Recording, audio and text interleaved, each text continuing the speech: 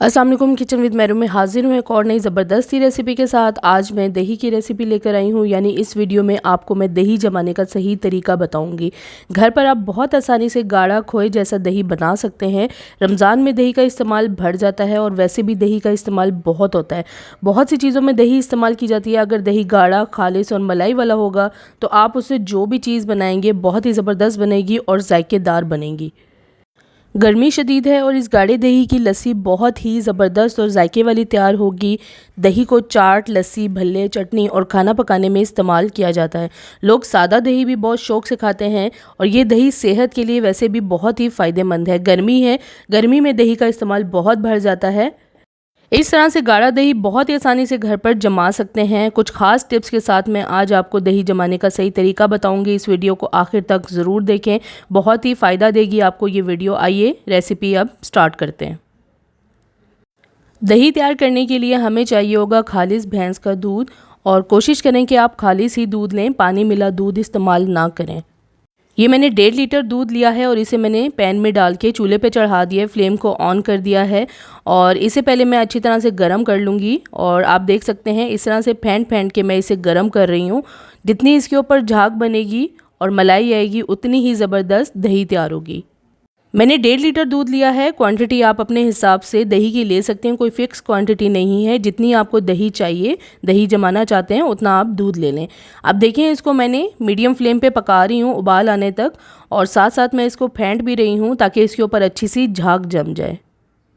मैंने ये खालिस भैंस का दूध लिया है और फुल फैट मिल्क है ये देखें, इसके ऊपर आहिस्ता आहिस्ता झाग आ चुकी है।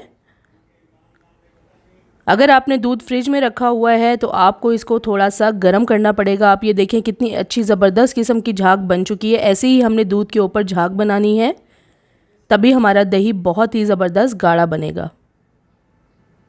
तकरीबन 5 से 6 मिनट इस तरह से मैंने इसे फेंट लिया था और अब मैंने चूल्हे से उतार के इसे साइड पे रख दिया है और इसे अब मैं फेंट कर ठंडा कर लूँगी। जब तक दूध ठंडा होता है, मैंने ये दही ले लिया है हस्बे ज़रूरत, और दही को मैंने छलनी में रख दिया है ताकि इसका फालतू पानी निकल जाए, क्योंकि दही में थोड़ा सा पानी मौजूद था और हमने इसी की झाग लगानी है।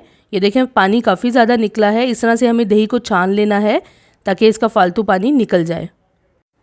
अब ये मेरे पास ऊपर से दही रह गई है पानी के बगैर, यानी मोटी दही रह गई है। हमें इस तरह की ही दही चाहिए और मैं आपको दिखाती हूँ। तकरीबन इसमें से पानी निकल चुका है। अगर आपका दही खट्टा है तो इसके बीच में थोड़ा सा आप शुगर पाउडर ऐड कर लें, या आप चीनी भी डाल सकते हैं। मैंने अच्छी तरह से मिक्स कर ली है। और दही जमाने के लिए बेहतर है कि आप मीठा दही लें, खट्टा दही इस्तेमाल ना करें। गर्मी शदीद है तो चीज़ें थोड़ा सा ठंडा होने में टाइम लेती हैं, और इसके लिए मैंने ये मिट्टी के बर्तन लिए हैं। आप देख सकते हैं, इनको परात भी बोला जाता है और किनारी भी बोला जाता है। ये इस तरह के मिट्टी के मैंने छोटे और बड़े साइज़ के बर्तन लिए हैं। आप किसी भी बर्तन में जमा सकते हैं अगर मिट्टी का बर्तन नहीं है। अगर मिट्टी का बर्तन है तो बहुत ही अच्छा है, क्योंकि इसके अंदर दही बहुत अच्छा जमता है। दूध को इन बर्तनों में मैं डिवाइड कर दूंगी इस तरह से। और दूध का टेम्परेचर बिल्कुल ठंडा नहीं होना चाहिए। हमने दूध का टेम्परेचर इतना रखना है कि आप उसके बीच में उंगली डिप करें तो वो टेम्परेचर आपकी उंगली बर्दाश्त कर ले। अब देखें, परात में डालने के बाद भी मैं इसे थोड़ा सा फेंट रही हूँ ताकि इसके ऊपर झाग बनी रहे।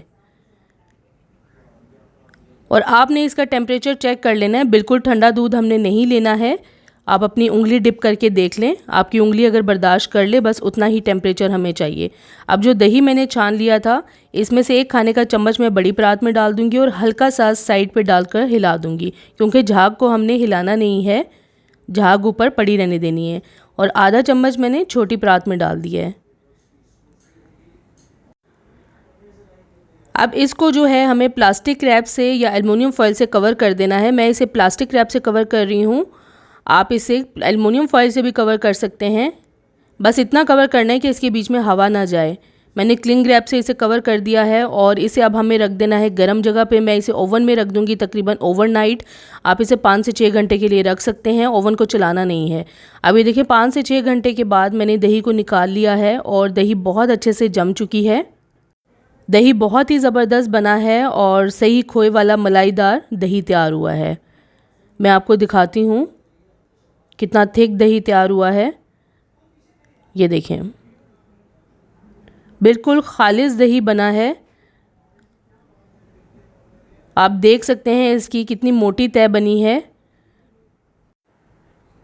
दही को जमाने के लिए हमेशा गर्म जगह पे रखा जाता है। आपने इसे बस गर्म जगह पे रखना है अच्छी तरह कवर करके, ताकि इसमें हवा ना जाए। और देखिए 5 से 6 घंटे में दही हमारा ज़बरदस्त किस्म का रेडी हो गया है। बहुत ही थिक दही तैयार हुआ है। बाज़ार से जब भी हम दही लेते हैं तो उसमें बहुत सारा पानी मौजूद होता है। आप देख सकते हैं इसमें पानी बहुत ही कम है, ना होने के बराबर है, और बहुत ही मलाई वाला दही तैयार हुआ है। अब मैं आपको बड़ी परात में से भी दही निकाल के दिखाती हूँ। एक तो ये खालिस दही बना है और दूसरा आप साफ़ सुथरा दही घर पर आराम से जमा सकते हैं। ये देखें कितना मोटा दही और थिक दही तैयार हुआ है। अब इस थिक दही को जब आप चीज़ों में इस्तेमाल करेंगे तो चीज़ बहुत ही परफेक्ट बनेगी और जायकेदार तैयार होगी। आज इस वीडियो में आपको मैंने दही जमाने का सही तरीका बताया है, कुछ टिप्स के साथ आपको बताया। जब आप इन टिप्स को खुद फॉलो करेंगे तो आपका भी दही बहुत ही परफेक्ट बनेगा। रमज़ान में दही की बहुत ही ज़रूरत होती है और ये गाढ़ा दही आप खुद घर पर तैयार करें, खालिस साफ़ सुथरा। और मुझे कमेंट्स में ज़रूर शेयर करें ये वीडियो आपको कैसी लगी। अगर अभी तक आपने मेरे चैनल को सब्सक्राइब नहीं किया तो प्लीज़ मेरे चैनल को सब्सक्राइब करें, लाइक करें, शेयर करें और बेल आइकॉन को ज़रूर प्रेस कर दें ताकि मेरी आने वाली नई वीडियो का नोटिफिकेशन सबसे पहले आपको मिले। अल्लाह हाफिज़।